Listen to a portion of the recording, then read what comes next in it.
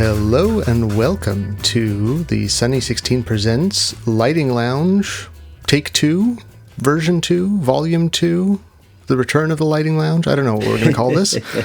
But my name's John Michael, and I'm here with Ade. And, hello. How are you doing? I'm doing well. Nice to see you again. As we announced just for us a few days ago, we are doing the first episode of the mini-series about lighting, and we've decided to steal the old title because there was nothing wrong with it, and continue our discussion of lighting. And so here we are. We'll see what happens. Yes, absolutely. I'm really looking forward to this. This is, the Lighting Lounge being the name of a podcast that sadly never was, that we started out a long while ago, John and I, and never really got to making properly. So very pleased to be able to pick this one up with you.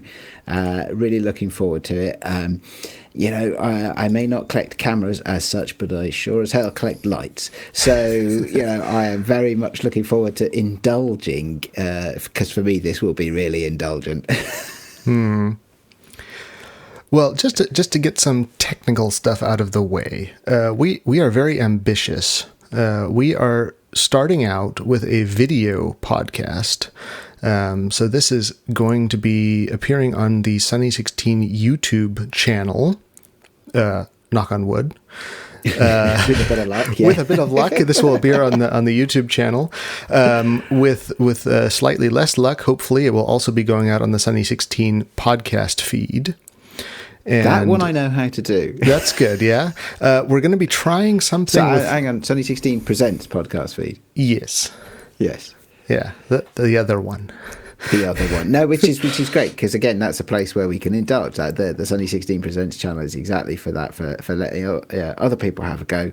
I would say so they don't have to hear my voice quite so often, but you've kindly invited me to join you on this one, so surprise everybody. Well, as I mentioned on the other show, I had the idea a while ago, and I thought, it'd be fun to talk to somebody about lighting, and I know Ade was interested, so I reached out, and it all just kind of fell into place, and here we are. Yeah, absolutely. Doing a video podcasting, because as a wise man once said to me, doing a podcast about lighting is like dancing about architecture.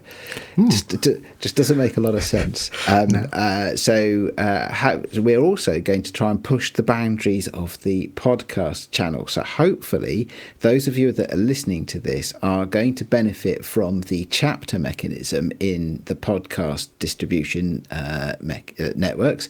And we are going to change the podcast image that you'll see on your phone or wherever it is that you listen as we talk about various different images, and that way hopefully everybody will be able to see what we're talking about and will be able to much better understand the conversation, because we really want this, although we are doing video, we really do want this to be useful and informative and fun to listen to for our podcast listeners.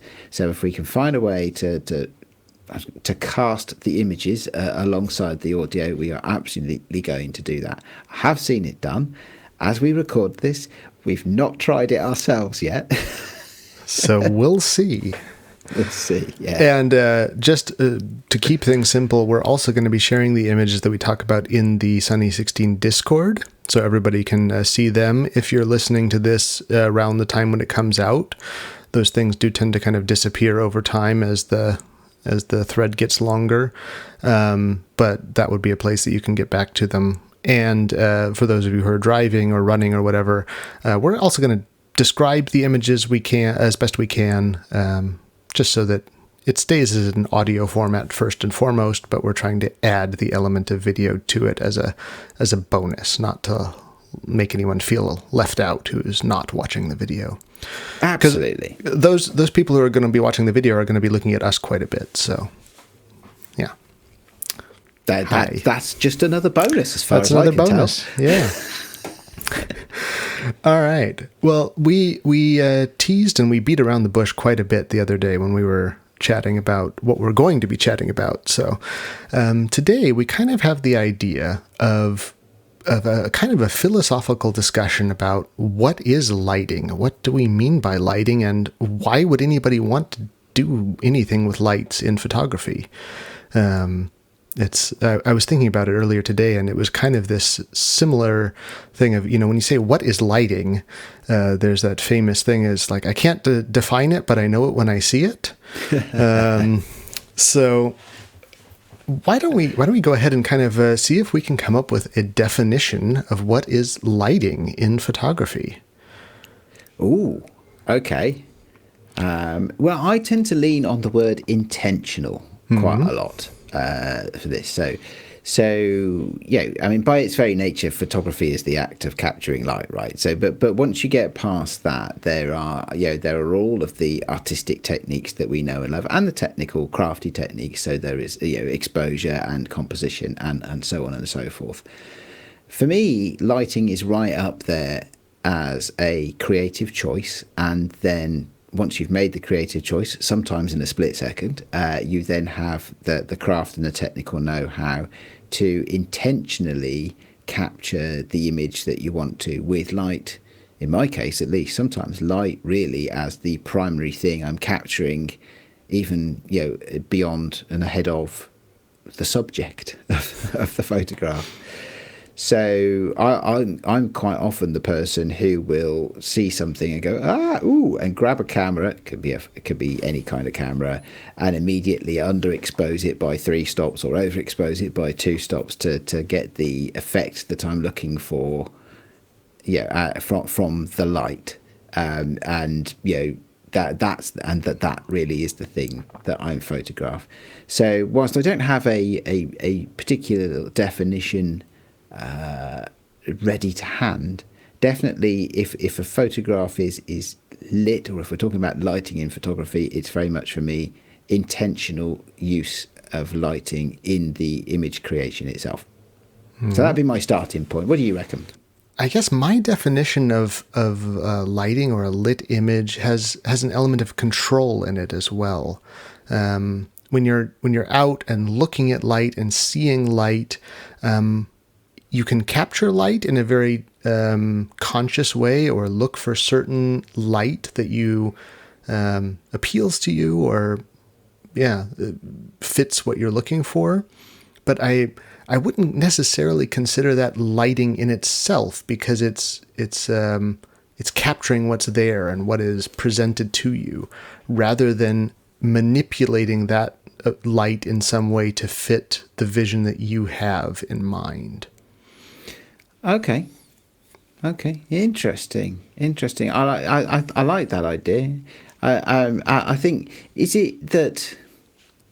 Let's explore that just a little bit then, because I can see that when you're in a studio situation and you are building the light up and stuff like that, control is an easy one. Is that something that applies when you're just out and about? What does controlling the light mean to you when you are out and about? Well, that depends a lot on what you're photographing, where you are, what you've got with you. Maybe. I think landscape photographers spend a lot of time waiting for the light to do what they want it to do. Seen a lot of YouTube videos like that, certainly.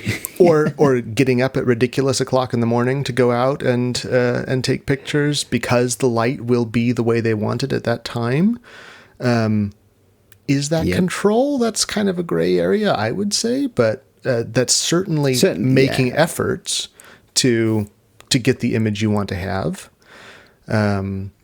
If you're photographing something a bit smaller, then you can start adding light or subtracting light. Even if you're out and about, you can add some shade, or you can reflect some light, or add a strobe or flashlight or whatever it is. So, I think that's a very good point. That is a very good point indeed. So, because I know a lot of dedicated landscape photographers will do a huge amount of research on the internet. They'll look up, and then they'll use those apps you can get that tell you where the sun rises and what direction it shines in and stuff like that. And sometimes they'll do scouting missions at the wrong time of year or the wrong time of day, to understand what it would all look like, and get their compositions ready so that when they get there on the critical day, when they wake up and there's a glorious sunrise underneath a deep purple thundercloud or whatever it is they're looking for, that they can go and do that.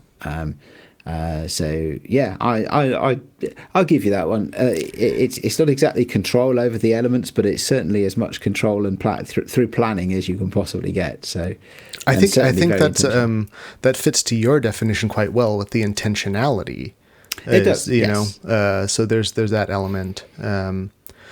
As you say, in a studio setting, which kind of my definition of a studio is just some place where you've got total control of the light.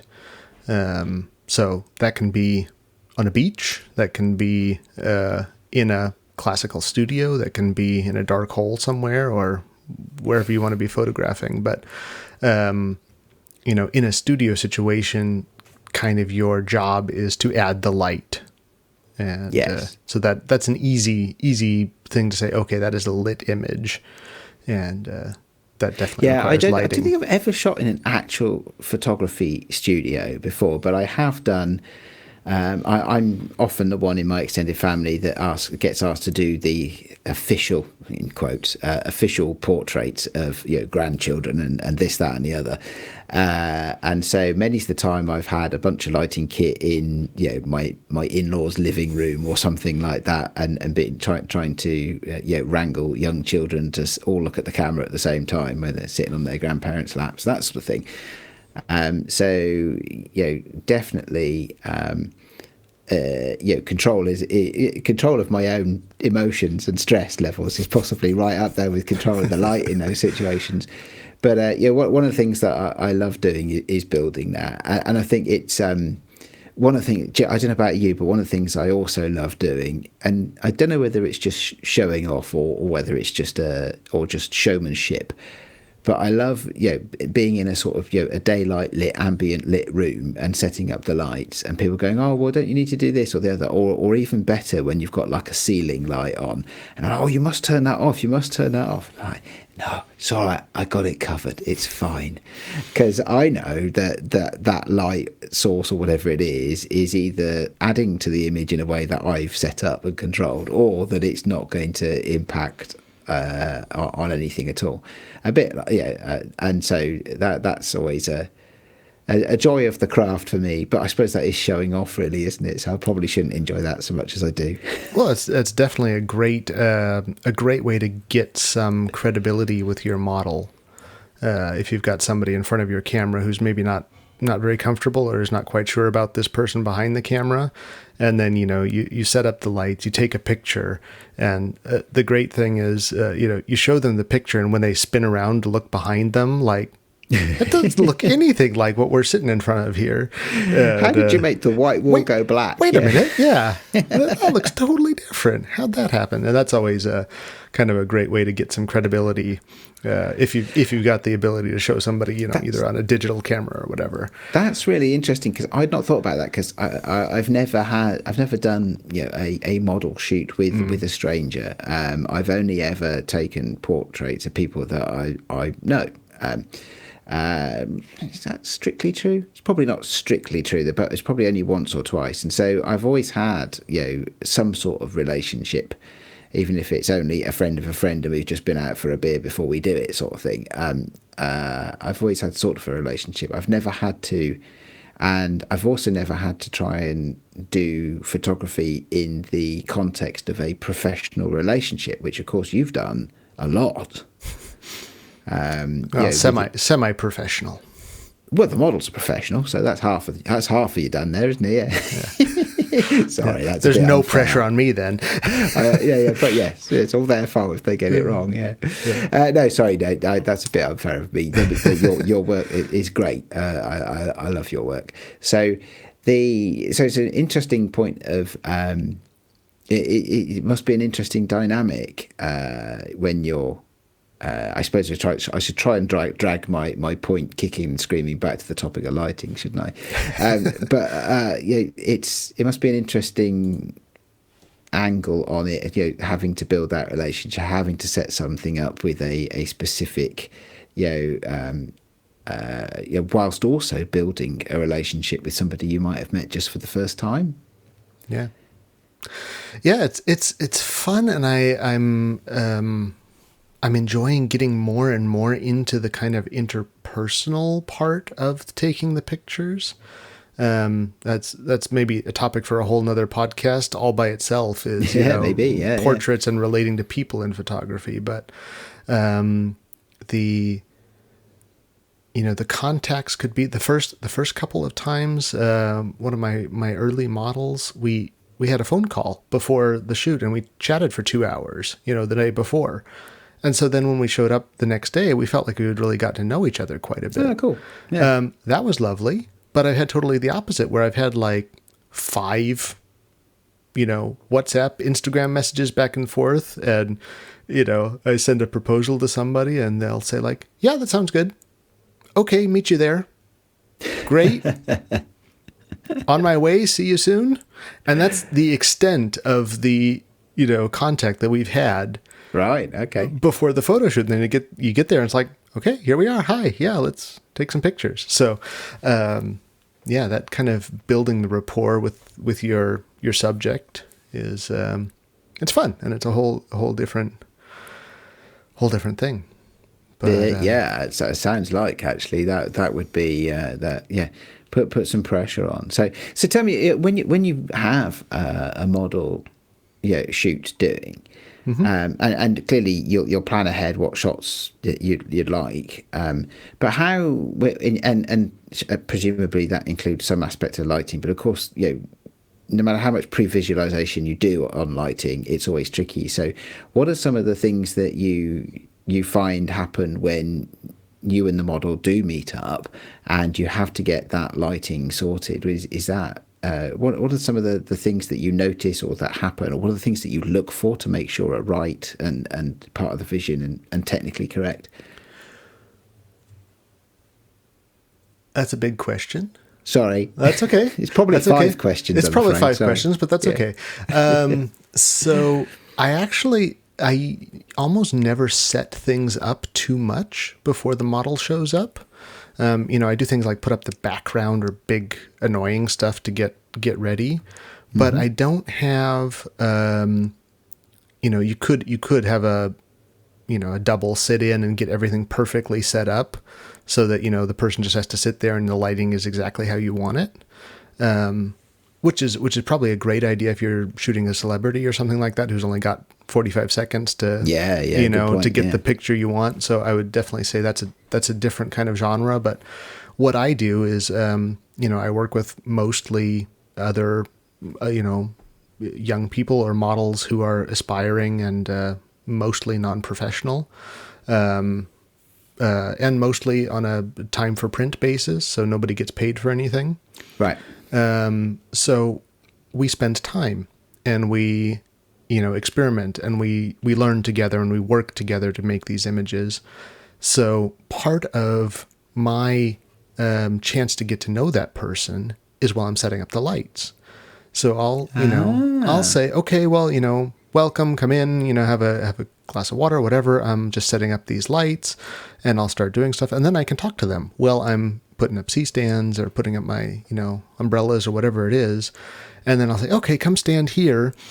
And I'm going to start, working on the lighting, and I'm just going to take some test pictures and, and so that's a really nice way to kind of gently, get this person from being, walking down the street to, acclimatized to being in front of this camera and having these lights in their face.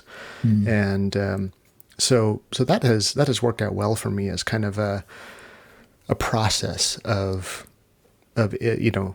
bringing this other person into my lighting world and working to get that set up. That's nice, because then you're as well as an icebreaker, you're collaborating on getting it right then as well, aren't you? Yeah. And then I look for things like, often we'll exchange some images back and forth. We're looking to do something like a high key image. So you've got a lot of white in the image. It's, a lot of light, mostly white, and some details of, darker shades. So So if I'm doing something like that, I'll be looking to see, okay, is my background really going white, or is it still underexposed, or am I getting a silhouette, or, just kind of working on things to get a bit closer to the vision that I have. And that vision changes quite quickly and quite often, from what we've planned is this or that. And sometimes that just doesn't work. I've been doing shoots where I have a very clear vision and I just couldn't make it work. So we did something else and that worked out great. And I've had other shoots where it's like, okay, I want to do this. And I try it a couple times. Like, well, that looks pretty good. Okay, let's do that. Done. Thank you. Yeah. So that's kind of. I don't know if that was all the questions you asked, but I think that was. Kind of in the range. It was a good chunk of them. Yeah, thank you. No, it's I didn't mean to put you on the spot there with all of those complex questions. It's just something I'm interested in because it's outside of my sphere of experience. So whilst I've played around with lights a lot and love to make light and shape light and control light, it is the whole. I wouldn't say formal necessarily, but the whole sort of structured, proper studio shoot is something that thus far has eluded me. Yeah. I'm probably a bit scared, to be honest. I'm possibly a little bit. Am I scared of it? I don't, because I mean, I do.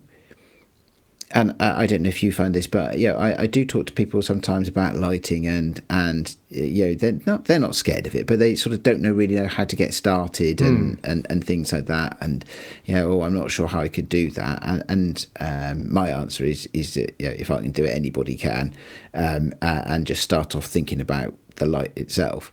And we can talk more about that over this mini series, of course. I'm sure we will. But because definitely it would be great to demystify lighting for anybody that is finding it tricky to get started, and try and ease that path in. But I think I would probably be quite intimidated by having to make portraits of somebody that I didn't know in a formal studio situation. As you can tell from my podcasting style, probably, I love making things up as I go along. I am very much less good at formal, pre-planned stuff. So the idea of having, I mean, I'm not saying I wouldn't like to do a shot list in preparation or something like that and have an idea of what I'd like to achieve. But I suspect it's one of those things that you just have to jump in with both feet and go and do it, and it probably wouldn't be half as bad as I imagine it would be. But it is possibly would be a psychological challenge for me to go and do something like that. Well, I think there's a couple of things that can definitely help with that kind of. I don't know if anxiety or caution. I don't know what's the best word for that, but it's, if you think about it, it is kind of a strange situation to, invite somebody to come sit in front of your camera and for you to take pictures of them. One of the good things is that there are a lot of people who really enjoy being in front of the camera. And when you get one of them to come and work with you, then they make it a lot easier because, I, for one, I don't have a problem having my picture taken, but a lot of photographers do, which is why they're behind the camera. And so, if you think, oh, having my picture taken, that's a bad thing, and you assume that the person in front of your camera is thinking that as well, then you're already setting yourself up for kind of a tough situation. But if you go in thinking, hey, this person really likes what they're doing, and they're looking forward to it, then it's much easier to make it a nice experience for them because they signed up for it. They're either if you're paying them for the money or if, you're just doing kind of a fun thing, then they're there because they want to. So that really helps get. Yeah, good point. I hadn't thought of it like that, actually. I quite happy to have my photo taken as well, actually. I'm never one of these people that runs away from the camera. I wonder now that if that level of comfort would come across if I were to do that, I suppose. Yeah. Well, sorry, go ahead. Just one more thing. The other thing that really, because, you were saying you like to be able to experiment and, make things up as you go along. And that's where the fun part, that's where a lot of the best images happen, and that's where the magic happens. But it's like anything else. The more you practice, the easier it is for you to be spontaneous and do something creative in the moment, rather than being a slave to your plan and having to go through, the setup that you prepared beforehand. That's a good point, actually. Many's the time I've done a podcast where like 5 minutes before we hit the record button, I've had no idea what the podcast was going to be about. So yes, practice in my case not makes perfect, but it certainly eases you into it, and removes that. What about other reasons then? Because I mean, there are some, there are many people who it's almost an urban myth, I suppose, of photography, isn't it? It's like, oh, I only shoot with available light, which some people interpret in some cases as being, either I don't know how to do anything else, or I'm afraid of trying something else, or something like that. It's something that I've always been interested in right from the very start of my interest in photography. It's not something I particularly understand. Was there a time when you were concerned about lighting or reluctant in any way? Well, I have a bit of a what could I say? I guess a leg up. I grew up in Long Beach in California, which is about an hour from Hollywood. And my dad was a documentary filmmaker. So, and a wedding photographer. See how that would help. A wedding photographer. Before I came around, he was a professional photographer and sold cameras. So when I was growing up and he would take my picture, it was like, Mom would say, okay, can you go take a picture of John Michael? I was like, okay. And he would go and he would get out all of his lights. Yeah. So for me, I know that feeling, definitely. For me, lighting and photography went together kind of from the beginning. And I never had an interest in photography as a kid, but it was just something I was surrounded with. And, I can remember, occasionally we would do stuff in sound studios and, so go to Hollywood, rent a big studio, and we would spend hours and hours, hanging these big hot lights from the ceiling. And I was always happy when I got to ride the scissor lift, and go and hang up these big lights. So that was, I guess for me, my when I thought about photography, it was like, well, you got to get the lighting right. And so that was just kind of, I guess, ingrained into me from a young age.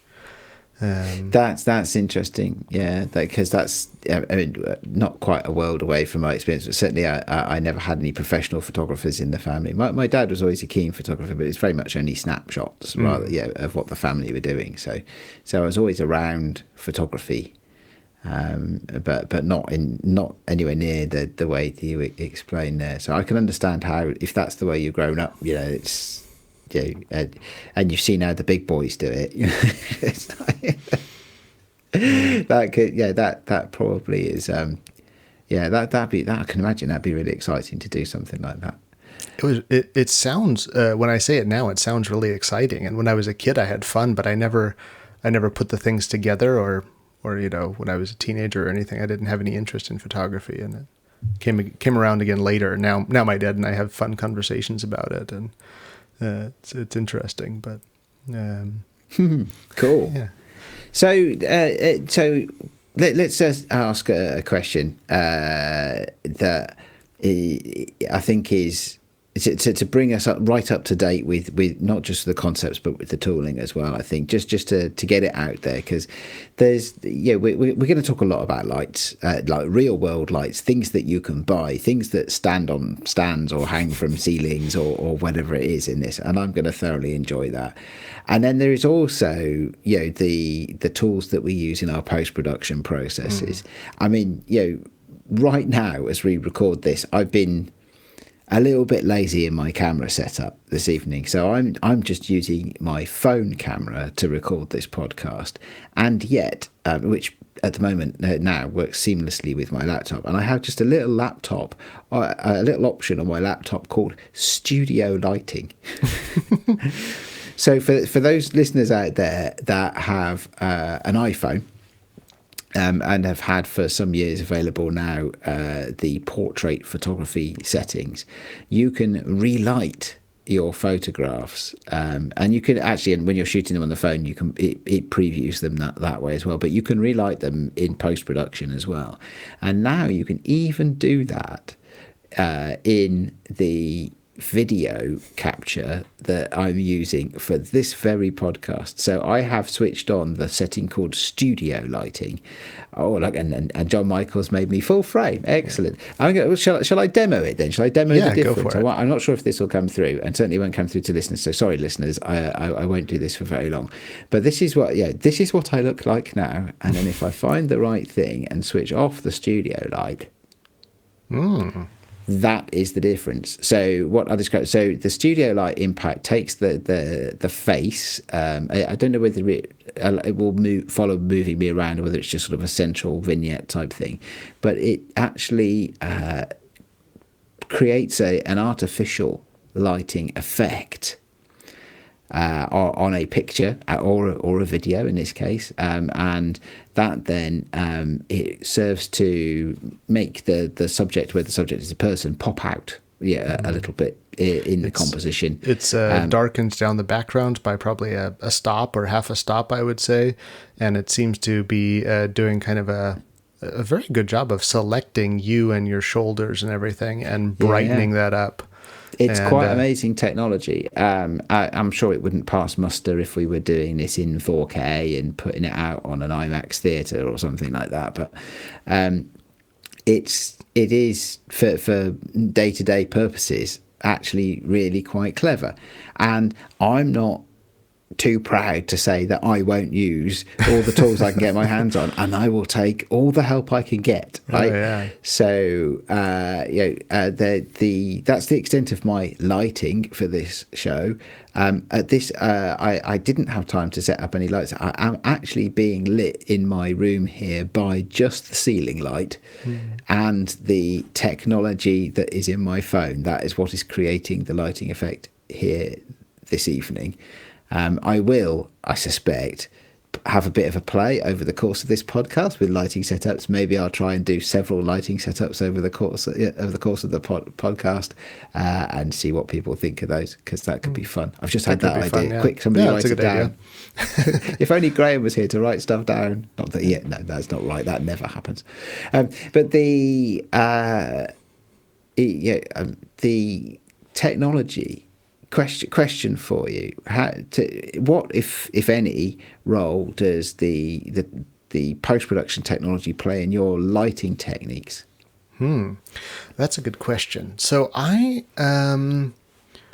definitely will brighten things up, darken things down, and I do fairly extensive post-production on a lot of my images, and I also do quite a bit of post-production on my film images. My kind of philosophy, as we're having a philosophical discussion today, so that fits well, is that I want to make the image that looks good to me, and whether that's in camera or in post production or a mix, that's how I want to make it. And so I really enjoy using film cameras, so I always take one or two along when I'm doing a photo shoot. And sometimes I prefer the images that come out of them, and sometimes I prefer the digital images, and sometimes it's a bit of a mix. Sometimes I will try and make my digital images look like the film ones, and sometimes I try and make my film ones look like the digital ones. Like I'll have a digital one and the colors look really beautiful. And it's like, oh, let me just see if I can tweak this color film image to kind of fit that. And so I'm definitely a hybrid shooter. I use both and enjoy that.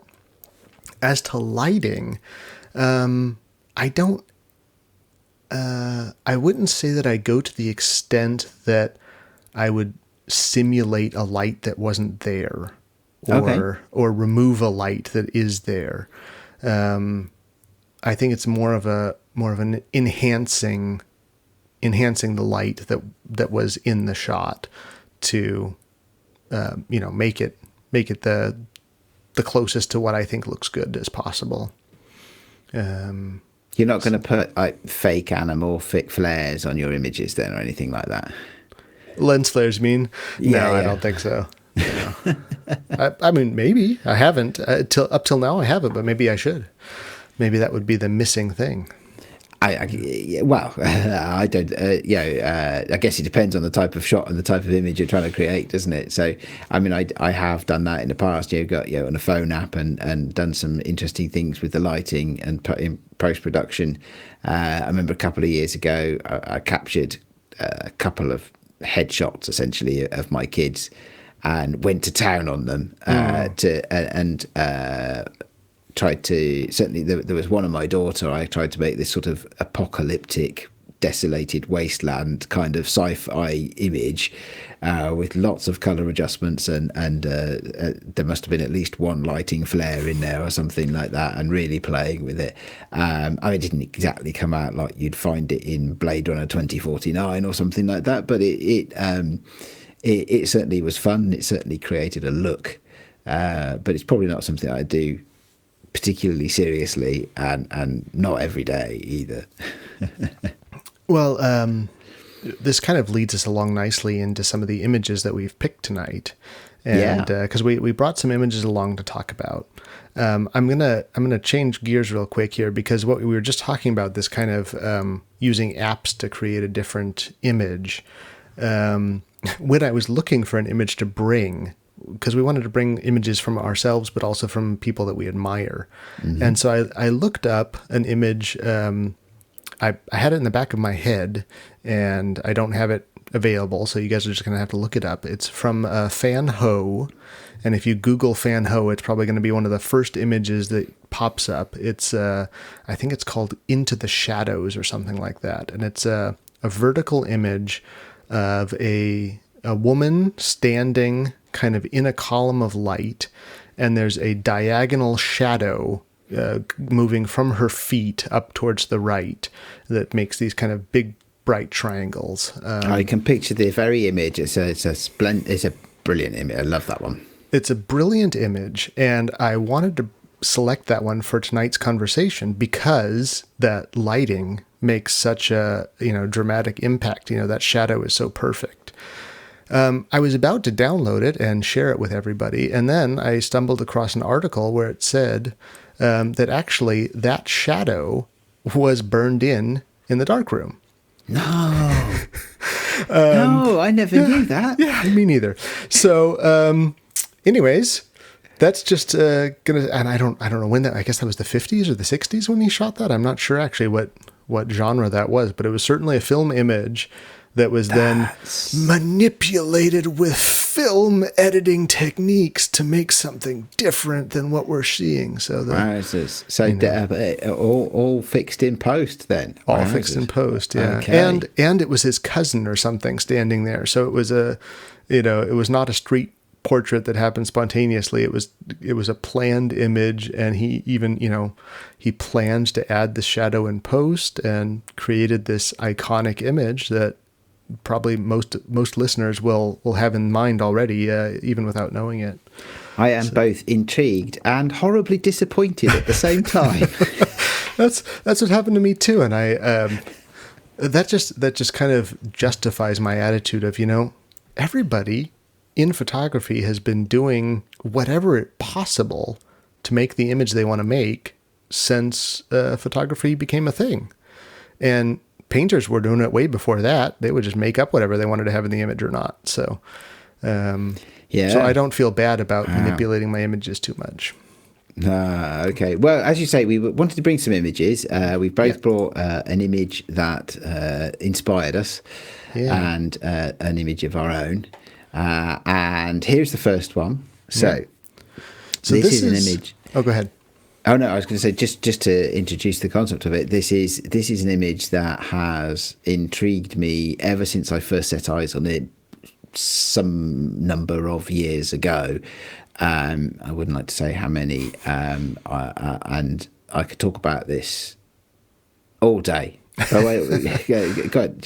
Describe it for us then. So I'm gonna try and explain what I'm seeing in the image here. Who was the photographer? The photographer is Tim Walker. Tim Walker.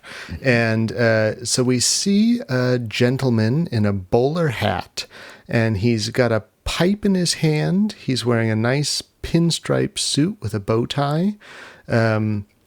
Big white cuff, protruding from one of the arms. And he's got a pipe in his hand. And he's got some sort of, maybe it's like the tamper for the pipe is kind of protruding. It looks like a wind-up toy almost. So that's like a spider, and he's looking right into the camera. But for me, there's a couple of things in this image that make it special. And one of the main elements is that there's smoke or steam, and it's not coming from the pipe as you would expect. It's coming from in a vertical line from probably his belly all the way up to in front of his face and then over the hat. And so this steam just seems to be kind of coming from under the table, I guess. Yeah, almost like he's going to spontaneously combust. Yeah. He's just smoking, and to emphasize that the table in front of him is a very pure white, and then there's up in the top right and left corners of the image, it's a darker shade of gray, kind of a medium gray, and there's almost a triangular halo around him, kind of brightening him up a bit, and a strong light coming from the right side, illuminating his face, and the other half of his face is in shadow, but still pretty bright. So it's yes. So wow, that's very descriptive. So thank you for that. So and actually, it's really insightful listening to you describe the image, because it's drawn my attention to some things that possibly I naturally gloss over in it, because it's an image that I've seen many times. The image itself is one of a set. This image is of Michael Palin, one of the Monty Python team, and there are shots of all the remaining at the time Pythons. So there's about 5 of them. And they're all similar and have a similar sense of humour with them, because for me there's a lot of humour in this photograph. But I pulled it out of my back of my brain list of photos that inspire me for a lighting conversation, because it's many of the things that my personal lighting style is not. It is subtle. It is nuanced. As you said, the fall off of the light across the subject's face is very gentle indeed. It's not a 2-stop or a 3-stop. It's not a Rembrandt. You could imagine if it was slightly darker, it might be a Rembrandt, although it'd be difficult to achieve with the rim of a bowler hat, I would imagine. But nonetheless, I think it's superbly lit. And it just blows me away, the lighting in this as well as the it was interesting that you mentioned that the background is a darker grey at the top. I've always considered that is all white, but it's the light fall off because of the way the light is shaped. So that was really interesting to hear you describe it that way, because it's not an idea that had ever occurred to me that it might be a grey background. I've always just considered it was a white backdrop with a light fall off. So thank you. You've broadened my appreciation of this photo, or broadened my interpretation of this photo. Well, one of the things that also strikes me is that it's almost monochrome. It is a colour photograph, but because of the way it is composed, it is almost monochrome. There's just a little bit of colour in his skin, but not very much. And then there's like a red thing in his hatband, which a dark red something or other, which draws just a little bit of attention, but not in a distracting way for me. So I would, if I were to be a studio photographer, I would love to be able to produce work with this much personality, this much sophistication in the technique and the craft that's gone into it. I am sure I would struggle to get anywhere near it, to be honest. This for me is a very refined piece of work, but that's my inspirational piece for today. Well, it's interesting talking about the background, if we just want to look at that for a minute, because either one of us could be right. It could be a gray background that has been lit on the bottom to go to white, or it could be a white background that's not getting lit enough to make it turn gray. It could be either of those things. It could be either of those things. It's like an optical illusion where you see, is it two people's faces or a vase? It's one of those kind of things. Yeah. If you wanted to look at this image and try and kind of analyze the light, and if you were to try and recreate this image or something like it, which is a fun activity, which we'll speak more about in the future, you can start looking at things like, where are the lights and where are the shadows?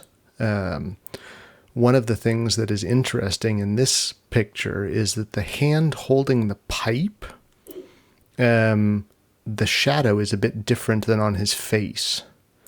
So you've got light coming from the right-hand side of the image, looking at it, our right, and that's lighting his face. And if that was the only light in there, then the back of his hand would be as dark as the left side of his face. So there must be something there that's, lighting up that, the hand holding the pipe to bring that back up a bit. And, I have no clue. It's a good point. It is a good point. Yes, well made. I'm not sure how that was done, but there are different ways one could do that. The kind of the simplest thing to do with something like this would be to have a big softish light source on the right, and then a nice white wall or something on the left to kind of, bounce a portion of that light back in and fill in that side. But as you say, it's masterfully done because it is very subtle and a very gentle lighting. And yes. And it fits very well with his expression too, because it's kind of a pensive, or I don't know what you would call that expression, but he's looking at you almost like unsure what's about to happen. Maybe he is about to explode. Well, he is on fire. He is on fire. Yeah. And I don't know. So anyways. Of the series, this is about the most subtle of the photos in the series of 5. So the others, and I suspect that's why it appeals to me, at least at one level. That's why it is the most appealing to me of the set. So it goes downhill from here? No, not downhill, just personal preference. Well, I mean, downhill for the subject. Oh, I see. Yes. Well, if you're just about to catch fire, yes, probably. Yes. Okay, should we move on? I think next one. Yeah, let's move on if we don't want to be here all night. All right, so this is a picture that I found, and this is from Peter Lindbergh. Unfortunately, I couldn't find out much more about it or a better resolution image, but I think it's enough to describe, and I'll let Ade describe it. Give it a go. Okay, so this is quite a low contrast black and white image, but with some pops of light in it. There is a wall in the background, and there is a model, a female model, and she's facing the wall. Her body is facing the wall, and the light is on her back, which shows very in a I don't know whether to call it delicate, but in a very almost abstract way, the curves of her back and the bones in her back and sound very aesthetically pleasing when I talk about it like that, does it? But it shows the shape of her back and the curves of her back. Her face is turned towards us, though. Her cheek is almost resting against the wall, and her face is turned towards us, and her face is what's lit, and it's lit by a very particularly shaped light, because you can see the shape of the light on the wall. It seems to be almost like a Roman arch window, with a sort of rounded arch at the top, but mostly a rectangular shape. And it lights her face, and then it puts a silhouette of her face in profile on the wall in the shape of the light. The light focuses very much on her cheek and the one side of her nose and up over her right eye. You can just about see some detail of her left eye, which is actually out of the light, but it's just about visible. So that's that's quite challenging to do in a natural exposure, but it's very cleverly done, or it's slightly and subtly tweaked in post-production. She has swept back, sort of gel back, wet look hair, and the expression on her face, I couldn't tell you, really. I've never been particularly clever at at interpreting the expressions on the faces of fashion models. I think there's a certain set of expressions that are supposed to be like the set. I don't know if you find this when you're working with models, John Michael, but this is one of the set, and I couldn't tell you which one. It might be a blue steel. It might be blue steel. But yeah, how do I feel when looking at this photo? I mean, it is a beautifully constructed, beautifully lit photo. The way it's composed, the girl it's in no way a nude photograph, but her back is uncovered, and I think that gives it a sense of vulnerability for me. It's and I think the lighting contributes to that, perhaps because of the way it plays over her back, but also because her face is highlighted just in that one small spot of light. And that makes me feel that, I don't know, is that a window? Is she in a place where she can't get out of, and that's just the only light is through a tiny window or a hole in the door or something like that? So there's definitely a sense of vulnerability for me that comes from this. And then lastly, and possibly less helpfully, it also reminds me of a 1990s Calvin Klein advert. It's that kind of genre, which is not necessarily a good thing. Well, I think when you think of the 90s Calvin Klein ads, those were predominantly shot by Peter Lindbergh. So that might be why there's... I think so, yeah. So that might be why it's ringing that particular bell. Good guess then. Yeah. So that's what I... So tell me, what do you see in this photo? Why did you bring this photo? The thing that I thought was interesting when I was looking at different... I looked at a lot of portraits, and I thought, okay, there's lots of beautifully lit portraits that are inspiring, but what is a portrait that really is defined by the light? You can have a nice umbrella shot and have a nice soft image, and it looks great, but this one stuck out to me because I thought, okay, if you did the same image and you just put a nice soft light in front of her and took that picture, it would be a completely different image. It would show a very different mood. It might be, if everything else was the same, it would probably portray a different emotion. Maybe that vulnerability would be different. Maybe it would be, something else. And I really liked how the shadow, the silhouette of the shadow on the wall added almost a second subject to the image. Yeah, it does. Actually, that's a good point. Yeah. And you've got kind of a 3/4 view of her face, but you've also got this lovely profile image as a bonus. So you're getting kind of two subjects for the price of one, which I thought was was interesting. So Good point. And otherwise, it's a fashion image and nicely done. So. Is it inspiring to you? Is it something that what are is there stuff in there that you'd like to be able to achieve yourself? Playing with the shadow is something that I haven't done a lot with.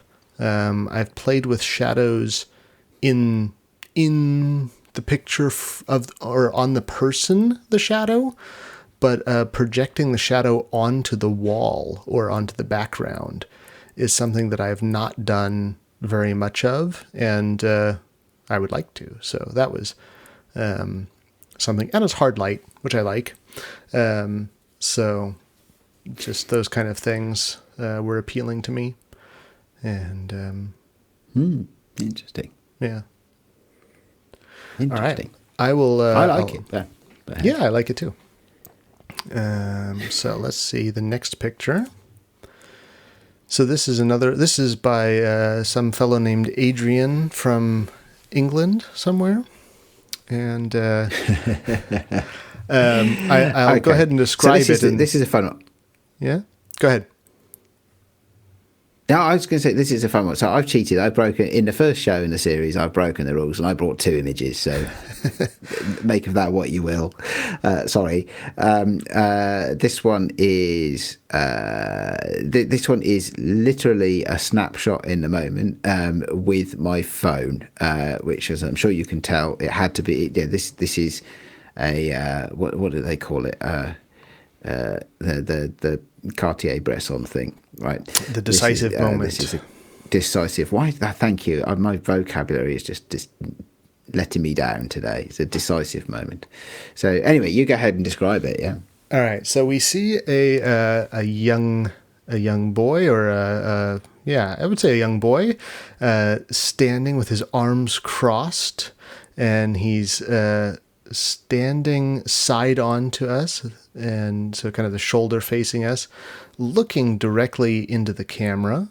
And you've got a bit of a short light, not a short light, but you've got a broad light. His whole face is kind of lit, and then you can see in the background, you can see that it's seems to be a kitchen. It looks like there's a refrigerator off to the side, and in the background there's a sink and that sort of thing. But the main element in this image is to the left of the subject, and it is it looks like there's a firework exploding out of a cake, which is providing the light for this image, or it appears to be the sole source of light in the image. Kind of sparks flying, and there's some sort of looks like a rocket embedded in the cake, shooting up into the sky. And the symmetry is quite nice, because actually the young man and the flames from the cake are about the same height and the same size. So you've got kind of almost like a number 11 going on with the two of them, in parallel. And then there's actually, if you're looking at the composition, there's a nice leading line from the table, which runs up right towards the waist of the subject. So there's kind of a line coming from the bottom rule of thirds and sweeping up towards the subject. So it definitely is clear that he's the focus of the image, and there's this cake, which also tells a nice story. So, one would assume that it's a birthday party, and that there's a cake happening. And I don't know, the expression on his face, maybe it's not his cake, and he's not really happy about that, or maybe it is smug look. Maybe it is his cake and he's not going to share it, or I don't know, but you can probably tell us more about that. Yeah, no, that's good. Thank you for the description. I hadn't thought about the leading lines in it, so that's it's really quite interesting hearing you describe this stuff. So this is my son on his most recent birthday, and it is his birthday cake. Just a pro tip or amateur tip, but from somebody who's been playing with light for a long time. If and when you are asked to take birthday cake photos, make sure the cake is between you and the subject, because then any light that comes from the cake is actually can be incorporated into the lighting construction of your shot. And especially if it works especially well if the lights are turned down in the room, and therefore becomes sort of the main source of light for the room. This one worked really easily because there's a sort of indoor Roman candle kind of firework as in the cake, so it was giving off a lot of light. But because it was the only light, and because he was very close to it, I was able to just in the nick of time expose for that, which means the fall off is what of the light is what darkens the whole of the rest of the shot, and makes him very clearly the subject without it being what otherwise would, knowing our house, would probably be a very messy kitchen in the background. So this is, and I chose this one because I can talk about it being a moment where you can use light, but you can use light to your advantage on the spur of the moment, if you just have a couple of hints and tips and tricks up your sleeve. So as I say, anybody being asked to take photos of a birthday, even if it's just like one single candle, you can do them proud as long as you make sure that light is between you and the subject, and you can include the light in the foreground and the subject's face lit up by it, and almost everything else drops away. So there you go. There's my top tip for the day. And you said something very interesting just there, which brings us back to our conversation earlier of the more you practice and the more you experiment, the easier it becomes to capture that right moment or do the right thing at the right time. And, you knew that this candle, this Roman candle, is going to put off a lot of light, and that if you turn down the other lights, you're going to be able to kind of get that look. And might not have been exactly as you had pre-visualized, but you took the steps necessary to make this image possible. So it's a really good point, actually. So I guess I did. I mean, I didn't. It didn't happen that way in my brain in the moment because it was more. I guess because of practice, it was possibly just a little bit more intuitive and ingrained. But I know for it, I guess trying to think that through, what might I have done almost unconsciously in the moment. Certainly, I would have. This has got to be 2 stops underexposed at least. And I've already talked about the compositional trick of positioning the light versus the subject versus the camera. I know that if I am properly underexposing, I know that the light in the background will fall away and it will make for a much cleaner composition. And so at least all of those 3 things would have been going on in my head without me being particularly aware of them. I switch you right. Yeah, practice makes perfect, or at least practice takes away the stress of having to think it through in the moment. It just this just flowed. This was a photo that just flowed for me in the sense of how I made it. What kind of direction did you give, or if any? Did you say stand there? Did you say look this way, or anything like that? Or was it just, was he doing that while the candle was going? I probably said, let me get a photo. So that is one of his standard photo poses at the moment. So that would be, that would have been his choice rather than my choice. But I would have said, quick, let me get a photo. Okay. I mean, it's not like he's going to blow out a firework, right? He couldn't get much closer than that. He'd burn his nose. That's true. But it's clearly, it's not a candid picture. He clearly is looking and knows that this is a photo opportunity. Yeah. Maybe a younger kid, or if if he was just enthusiastically watching the firework go off, it would be a different thing than this kind of, I guess posed he's portrait. 13, so he's fairly self-aware at this point. Yeah. All right. Well, let's move along to, I think it's your second one, if I remember correctly. My process breaking photo. Okay, right. Yep. So here is an example of being very intentional with natural light. Mm-hmm. So All go right, for so it. Describe what you see. Oh boy! So you see lots of shapes in this one. If you squint down just a little bit, it's almost completely abstract. Anybody who's ridden a skateboard or has watched people do that will recognize that this is some sort of skater park.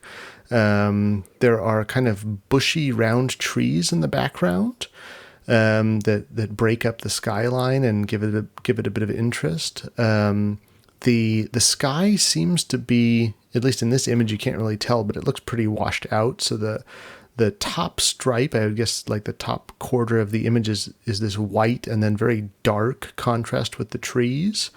And then from about the middle of the image to the bottom are these really cool shapes created by the different skateboard ramps and jumps and pipes and whatever they're called. And they are in very high contrast with the background and the foreground light. So you've got these very hard shadows facing you, and then the ramps themselves are very bright. And there's it seems like 3 or 4 kind of stacked. So you're looking back into the background across these different lines and different shapes.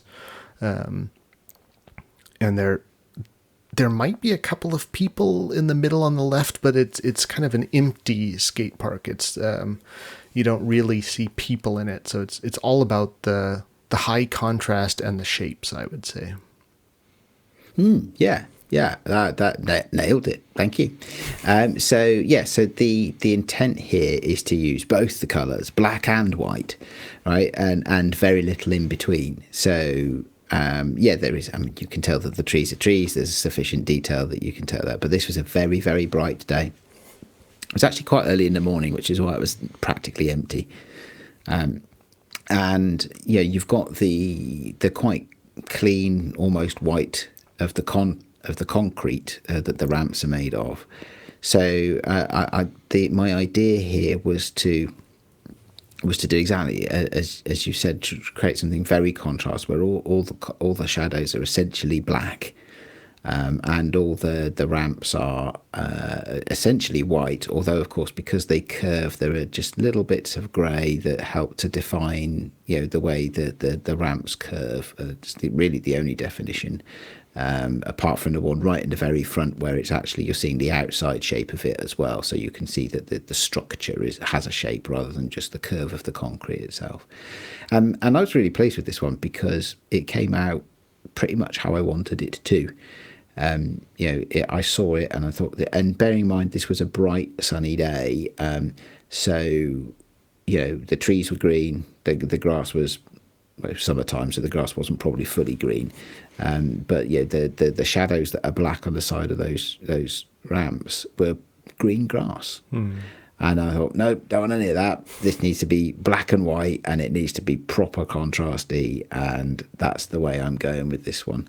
I did happen to be going through a phase of that, I think, when this was taken. At the moment, I'm sort of coming out. I'm still doing quite a lot of contrasty work, but now playing a lot more around with much lower contrast, black and white, quite high key imagery at the moment. But that's only the last few weeks. I've been like, oh, the sun's come out. Yeah, it's the time of year. And it's the sun's come out. And let's not be quite so doom and gloom and what have you, and let's do something that's a little bit more light and airy.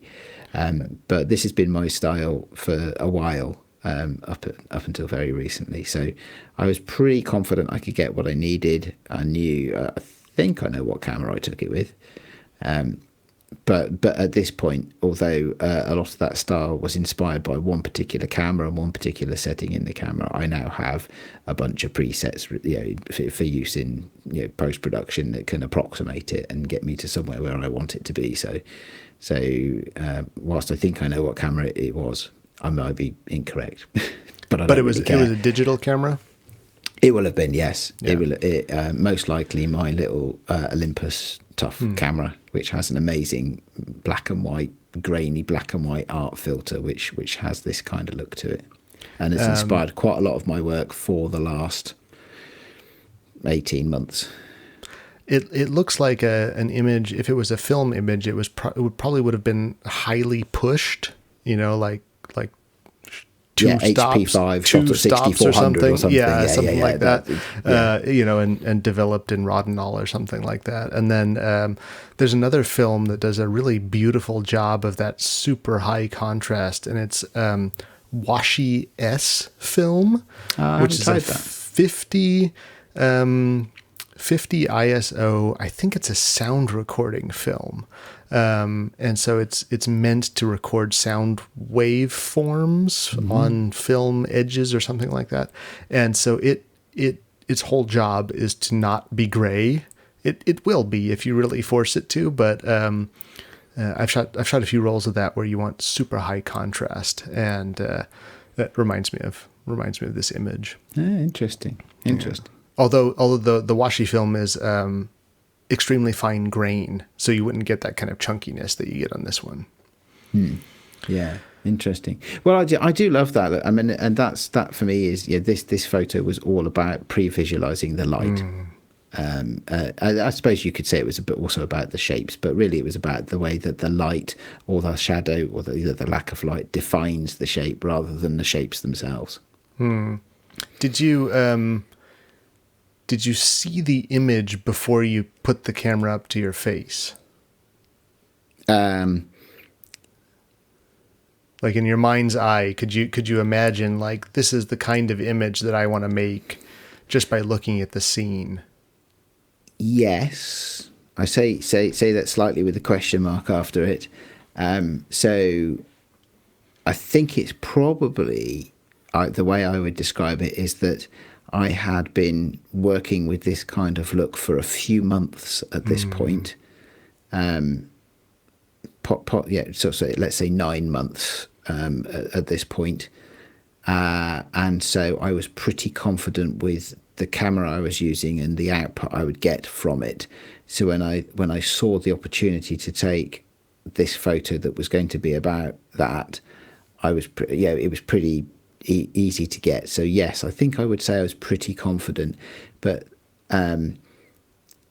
rather than have in my mind, it was more a confidence that I could capture something that would be that I would like.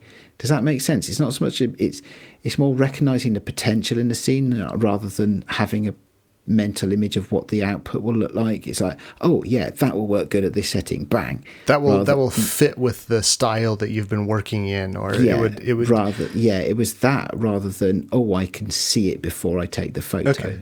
Yeah. I don't know if that comes across in the way I may not be describing it very well, but I think I get what you mean, especially as you say. It was a gut feel for the output rather than a pre-visualization. Especially if you've been working with that kind of style for a while. I can certainly imagine it's almost like collecting. It's like you're collecting images of this style, and like, oh, that'll fit well with the collection or that series. So you can. That's a really nice way of putting it, because ever since I did the Smithereens scene, which I did last year, which was in this kind of visual style, I have been much more intentional with capturing things that are supporting images, not just the hero images. So I will take photos of textures because they might make a good background for a printed spread. Right. And they're not really photos at all in that sense. They're more I'm just capturing a texture with some light on it, and I can say, I can look at something and say, okay, there's a nice play of light there over on that rug. If I was to shoot it at such and such an angle, then on a double spread A5 zine, I would get a diagonal across the centre, which gives me some negative space on one side and some positive space on the other side. So I could play with one of those being text and one of those being background for an image, for example. It's those kinds of things that go through my head sometimes now, having gone through that process. Which is really nice. I enjoy it, and just I don't know if anybody ever sees me taking pictures of bits of rug or curtain or whatever, or like a macro close up of some brickwork or something like that. I don't know if anybody ever looks at me and thinks, God, that bloke's nuts. But there is, I am definitely collecting for that kind of sort of printed collage scene type output in mind. Yeah. All right, well, we've got one more image. So this is another one of mine, and this was shot some years ago while I still had a Bronica. And this was shot, it was the Bronica GS1, which is a 6x7 camera, but I had the 6x4.5 back on it, which was kind of fun because it shoots then in portrait orientation. Ah, interesting. So that was kind of a fun camera to use. Anyways, I will let you describe it. I'm terrified to describe this photograph because it is amazing. It's an amazing image, and I can't possibly do it justice. So, but I will try. So, what we have here is almost a noir style photo, black and white, and lit with a hard light, and or at least in part. It's interesting actually because some of the shadows across the model's figure are a little bit softer and nuanced, but then she's wearing this big broad-brimmed fedora, which is pulled down over her eyes, and so she has some sharp shadows on her face, which serve to accentuate the shape of the side of her face, of her cheekbones and her chin and her lips and part of her nose. So it's very much her eyes are hidden. It's very much a suggestion of her face rather than the detail of her face, which is great. She is wearing a shoulderless dress or gown. At least I hope she's got clothes on, because otherwise you've done it a good trick with the lighting there as well. She's wearing what looks to be a very nice piece of jewellery. Is that one of yours? It's from my shop. I didn't make that one though. Ah, okay. So this is a shot that has, for me, it has. It's really interesting because you see a lot of shots that are advertising jewelry, and the photographic style of them makes it almost like a lifestyle photo. People having lots of fun or something like that, whilst being very glamorously dressed. This one I love because you've got that whole film noir Hollywood type aesthetic to it, but so it makes it for me a much classier version of a product shot, because it's also a really artistically lit and a very nice shot of the model as well. So I just have to say bravo to this one. I think it's amazing. Oh, thank you. Yeah. Well, the idea behind this one was I wanted to do some portraits where you don't see the eyes. That was kind of the motivation for this, because so often it's all about the eyes, and you want to see the person looking at you or not. And, eyes are the windows to the soul and all of those things. And I thought, how can you get a kind of an emotive or an interesting portrait where you don't see the eyes? And so I had this idea of, or I saw it somewhere. I'm sure I stole it from somebody. I don't know. There's no new ideas, but the inspiration was this, kind of hard shadow being cast by a hat or something that, obscures part of the person, and it worked out nicely. She's wearing a shoulderless top actually, and that I think kind of frames her nicely, because she's got the black up at the top and the black down at the bottom, so it kind of gives it a bit of symmetry. I think it does. Yeah, it does very much, and especially there's an element of lighting that I didn't mention in my description, which is that the backdrop is mostly dark, but it's clearly lit by there's a circular light shape. So you've got another light there, which is softly making a soft spread across the background. That helps her to stand out from the background because it provides separation from her silhouette with the background, which is nicely done as well. Right? No, good craft there. Thank you. So I think this was just the two lights, if I remember correctly. I had a bare bulb, coming from a fairly high angle down to cast that shadow from the hat, and then also catch her, her shoulders and neck and that sort of thing. And that was just a bare bulb speed light. And then I had the second one. I have a little little grid that goes on the front of the speed light, and it's got a round aperture kind of, so you can control the angle, how big that circle is, and that's a really nice way to kind of create separation between the background and the subject, just by kind of adding a gradient, a circular gradient to the background to lighten that up, or have a vignette going around. And one of the hardest things in these for these shots was figuring out where the shadow was falling from the hat. So I actually taped a little flashlight to my speed light, so I had a vague idea of where the shadow was coming. So it was, it was a poor man's modeling light to kind of get some idea of where the light was coming from.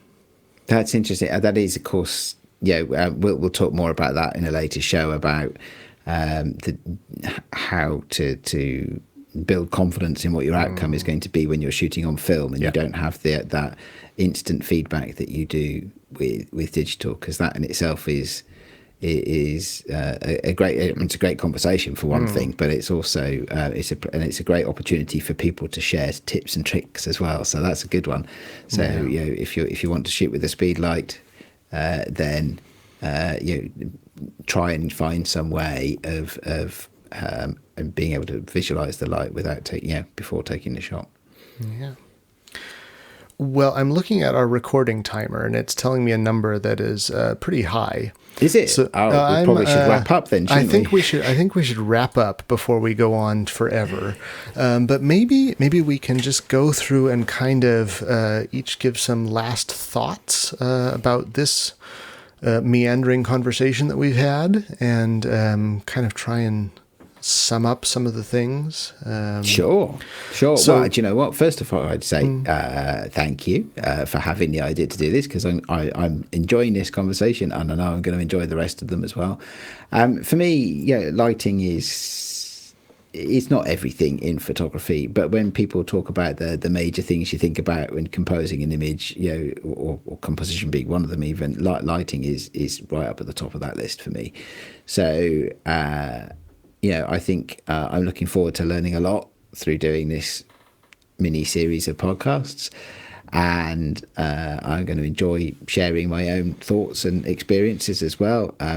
Probably just as many of where I got it wrong as where I might have luckily got it right, or through sheer bloody mindedness got it right.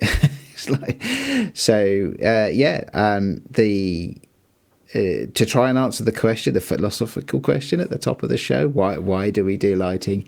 Part of me just with a big grin on my face, say because we can, right?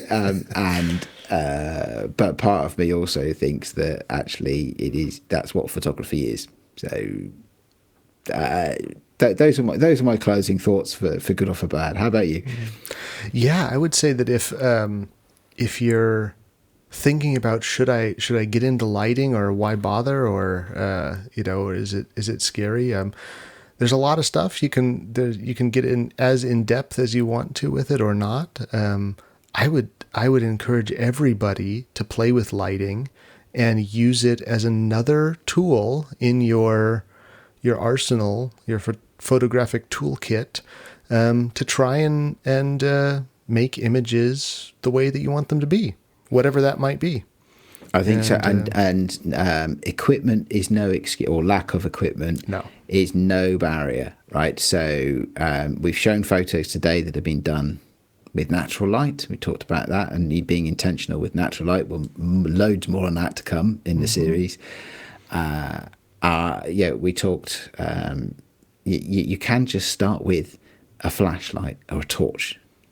You can go into a darkened room with a camera in one hand, not even a camera, your phone in one hand and a torch in the other hand, and just play. Just do it. No pressure to achieve anything. Just go play. Yeah. And if you get some interesting or fun results from your playing with light, then please share them on the Discord, or send them to, I guess the Sunny 16 podcast will. So we're going to. I mean, we're hoping to have a really good conversation around this series in the Sunny 16 Discord. So look out for that there. And there is a link to the Sunny 16 Discord in the show notes. Mm-hmm. You can also email us, I think, at sunny16presents@gmail.com. I think is the right email address. That sounds familiar. It sounds familiar, yes. There may be a Graham in the loop. Interestingly enough, actually, I did get into trouble. I didn't mean to throw my good friend Graham under the bus while saying that about the emails and how about it'd be much more preferable that if people could engage with us on the Discord. Graham, if you happen to be listening to this one, I am truly sorry, my good friend. I fully accept that it is entirely my fault.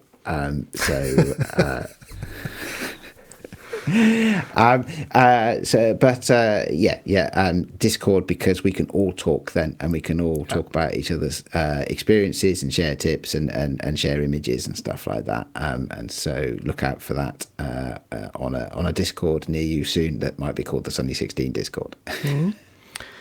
If people want to get in touch with you, what's the best way to do that? Through the Sunny 16 Discord. Right. Quite frankly, I am hopeless at social media. I technically do have social media. I couldn't even tell you, to be honest, other than Twitter, what social... Oh, no, I'm on Mastodon, but I think... No, and I know I'm there, but I haven't looked at it in ages, or any other social media. It's just not my thing. So Discord, come and chat. All right. Well, you can. I'm on the Discord as well. I'm pretty inactive, but if you want to get in touch with me, send me a message over Discord. I will look at those from time to time. I'm on Instagram as well, and I do have a website, and the links for those will be in the show notes as well. And you're welcome to come and find me there. So this has been episode 1, I guess we will call it, of the relaunched Lighting Lounge. And thanks for doing this with me, Ade. It's been a lot of fun. I forgot often that we were actually recording something. We were just having a fun chat, so that was nice. That's all good then. Yeah, and I guess we will catch up with you guys in a couple of weeks. So have a great time playing with light. Thanks, everybody, and bye-bye. Bye.